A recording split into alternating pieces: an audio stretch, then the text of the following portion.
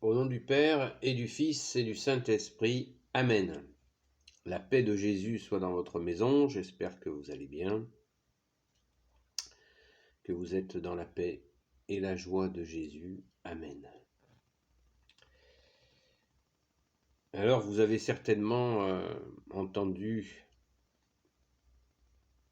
ne donnez pas de perles au pourceau, cette parole de notre bien-aimé Jésus qui retentit en nous quand nous laissons aller notre vigilance. Oui, cette parole, cet enseignement de toi Jésus, notre seul enseignant, nous montre bien les tours et les contours, la longueur et la profondeur, la hauteur, la largeur de l'amour, de ton amour, ô Jésus. Alors, sans plus attendre, je vous lis la parabole en question. Saint Matthieu, pensons aux trois croix. Saint Matthieu, chapitre 7, verset 6. Ne donnez pas aux chiens ce qui est sacré, ne jetez pas vos perles devant les cochons, de peur qu'ils ne les piétinent avec leurs pattes, et que se retournant, ils ne vous déchirent.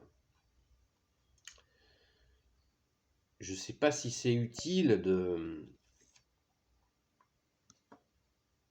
je pense que nous avons tous, quand nous écoutons ta parole, Jésus, qui est parole de vie, je le rappelle, pour ceux qui ne le savaient pas, et ceux qui le découvrent, la parole de Jésus n'est pas un livre de philosophie, un livre des paroles de sagesse, des paroles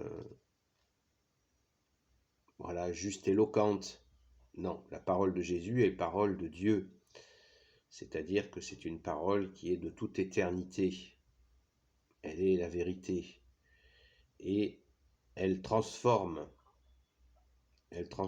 tout sur son passage. À commencer par nous-mêmes, si nous l'écoutons et si nous essayons de la mettre en pratique, évidemment. Je vous la relis, Saint Matthieu chapitre 7, ne donnez pas aux chiens ce qui est sacré. Ne jetez pas vos perles devant les cochons, de peur qu'ils ne les piétinent avec leurs pattes, et que se retournant, ils ne vous déchirent.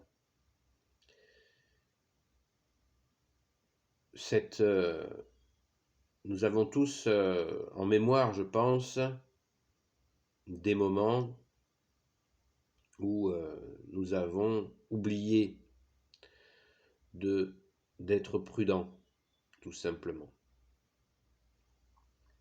Je prends un exemple simple, un peu décalé, pour mieux comprendre. Si vous êtes très doué pour faire un plat, un délicieux plat qui vous vient de votre mère, de votre grand-mère, et ainsi de suite. Vous avez une tradition dans la famille et vous savez faire ce plat. C'est vraiment, ça fait partie de la famille. Et un jour, votre fille ou votre fils, peu importe, ramène quelqu'un à la maison et la personne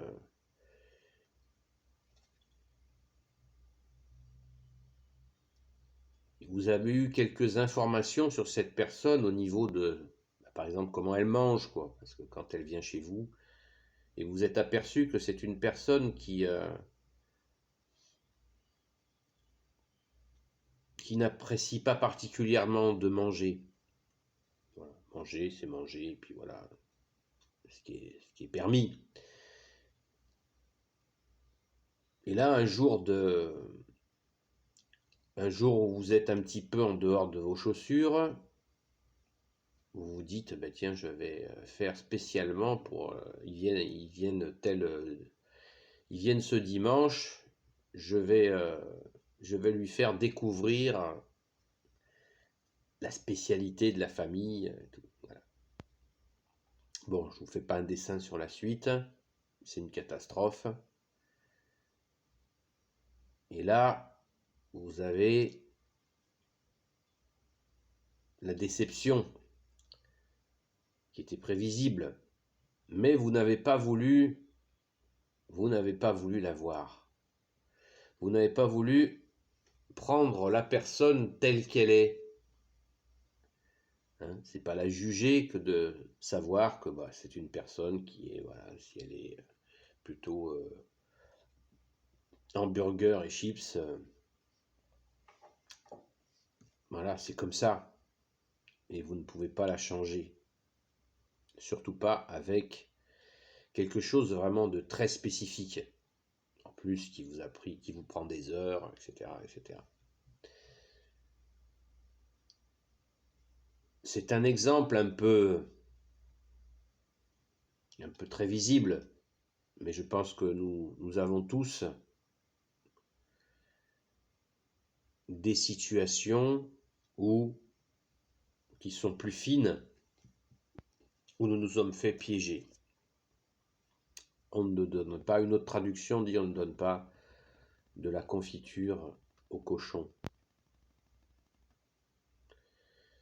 Et ça ramène à d'autres choses justement plus spirituelles. Par exemple, quand vous avez quelqu'un qui est grossier envers vous, eh bien, nous pouvons avoir le réflexe, face à un grossier personnage, nous pouvons avoir le réflexe stupide qui est de lui parler comme à une personne qui a une bonne éducation. Voilà encore un exemple, ça ne marche pas. La personne qui est grossière, si vous lui parlez, mais mon bon monsieur, il faut que vous compreniez qu'on ne parle pas comme ça, et patati patata, et l'autre vous répond, ta gueule connasse. Ah non, mais vraiment, ça ne se fait pas de parler comme ça. Voilà. Non, les grossiers personnages, déjà, une femme ne parle pas avec un grossier personnage. Et entre hommes, quand nous avons affaire à un grossier personnage, eh bien, il peut arriver que selon la situation, la meilleure chose à faire, c'est de confier la situation à Jésus et puis de tracer sa route. Mais il peut arriver que nous ressentions le besoin de dire à la personne, non pas être aussi grossier, mais de lui dire quelque chose de bien salé pour le stopper. Voilà, tout ça est à peser bien sûr. Pour l'instant, il n'y a pas de formule magique. L'idée, c'est de ne pas vouloir transformer l'autre avec nos bons principes. Ça ne marche pas. La personne ne l'entend pas. Hein. C'est même une façon un petit peu, comment dire, une façon un peu présomptueuse, un peu orgueilleuse de voir les choses. Parce que quand vous avez un grossier personnage, ou qui peut être une femme, hein, les femmes peuvent être très grossières aussi, eh bien, de vouloir absolument changer la personne démontre que nous n'avons pas compris comment se passent les choses. Nous ne sommes pas en capacité de changer les personnes. Les personnes se changent elles-mêmes en réfléchissant, bien sûr, de par les rencontres qu'elle a. Peut-être qu'un grossier personnage un jour va se prendre une baffe et ça va le faire réfléchir bien plus que quelqu'un qui va lui dire « Mais voyons, vous ne pouvez pas vous exprimer ainsi. » Alors, ça ne marche pas, ça. Ça ne marche pas. La personne ne l'entend pas. Vous mettez la barre trop haut. Et ça, ce n'est pas respectueux de notre part.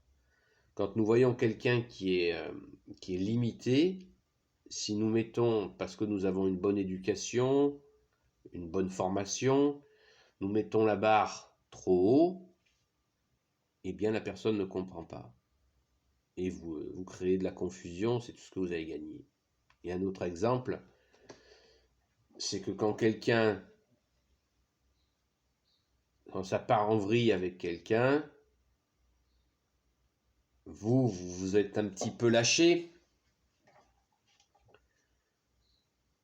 mais le fond de la discussion était quand même bien, vous aviez raison sur bien des aspects, mais vous avez un petit peu débordé.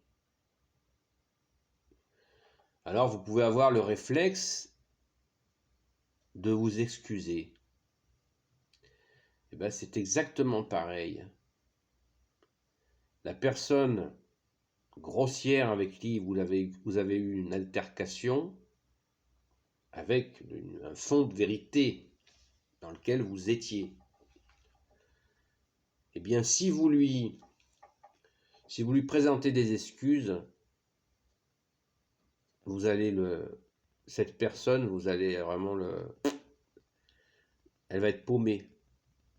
Elle va pas comprendre. Il dit, attends, elle m'engueule et puis elle s'excuse, mais elle est folle celle-là. Voilà. Comprend pas. Comprend pas ce que c'est que la personne qui est justement dans cette brutalité, c'est peut-être pas ce que c'est que s'excuser, et vous excusez. Non, vous ne lui rendez pas service. C'est tout simple. On considère aimer, c'est considérer l'autre comme il est. C'est pas, on n'aime pas quelqu'un pour ce qu'il pourrait être. Voilà. Et puis, il y en a qui sont pas aimables, comme le dit notre belle langue française. Enfin, celui-là, il n'est pas aimable. Ça veut bien dire ce que ça veut dire. Bon, Jésus nous dit d'aimer jusqu'à nos ennemis. Donc, les gens qui ne sont pas aimables, on peut les aimer en priant pour eux. On n'est pas obligé de les fréquenter. Dire une prière pour quelqu'un qui n'est pas aimable, eh bien c'est possible, c'est aussi de l'amour. Et ainsi nous appliquons ta parole, ô Jésus. Mais déjà, Jésus, en nous disant aime ton ennemi, eh bien, il nous dit de ne pas faire de la surenchère. C'est-à-dire que si vous avez affaire à un grossier personnage, eh bien, il ne s'agit pas après de rentrer dans une haine, par exemple. C'est ça aussi, ne pas tomber dans ne pas détester. Ne pas détester. Par contre, de refuser avec force. Non, voilà, votre grossier personnage, hop, on lui tourne les talons, et puis voilà. On se barre. Alors qu'on sait que des grossiers personnages, ils ont besoin de public pour se montrer leur art, avec des gros guillemets. Hein. Voilà. Voilà quelques exemples, mais je crois que chacune et chacun de nous, dans nos vies, on voit bien que on va pas donner des perles aux cochons. Ne donnez pas aux chiens ce qui est sacré, hein, et ne jetez pas vos perles devant les cochons, de peur qu'ils ne les piétinent avec leurs pattes et que se retournant, ils ne vous déchirent.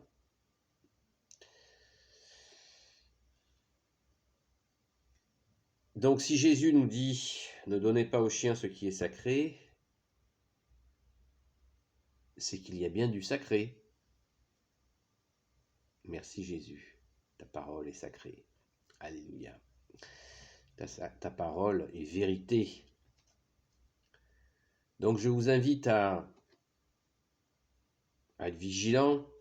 Je m'invite aussi à être vigilant parce que nous vivons une période difficile où les gens se sont laissés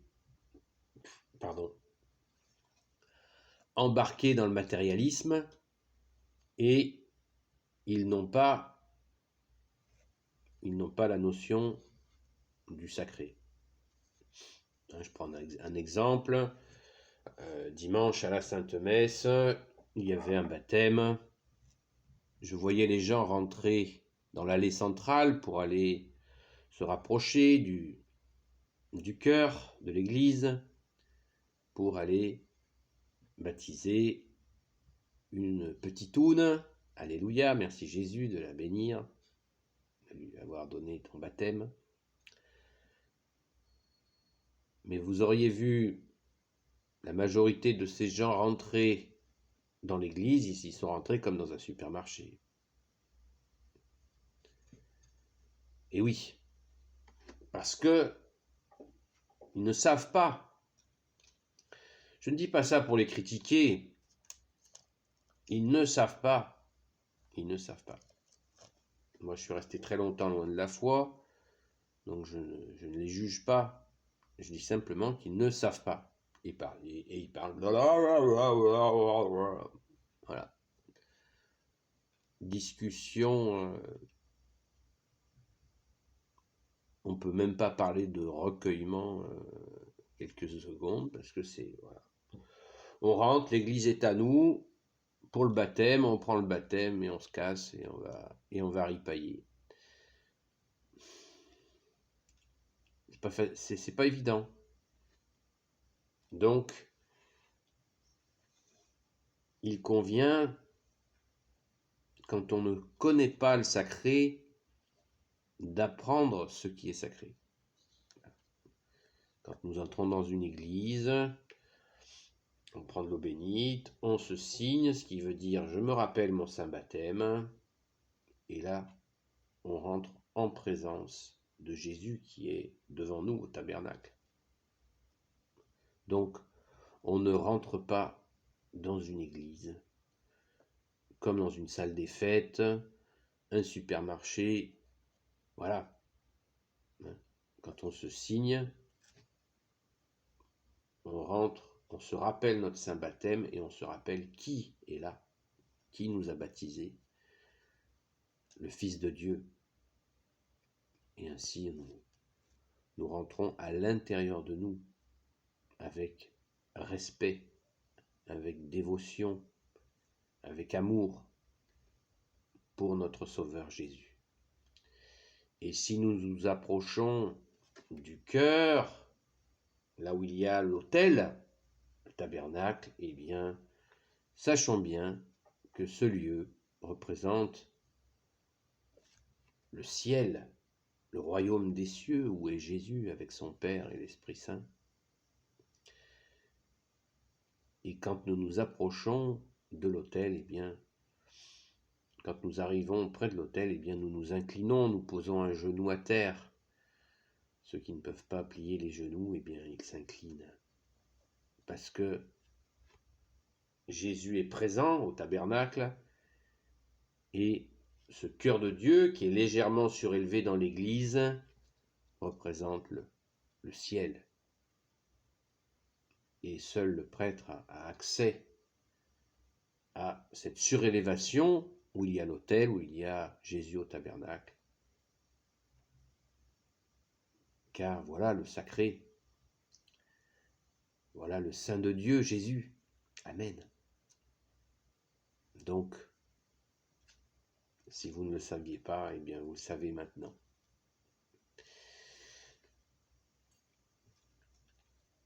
N'hésitons pas à transmettre tout cela, y compris aux enfants, car les enfants sont très sensibles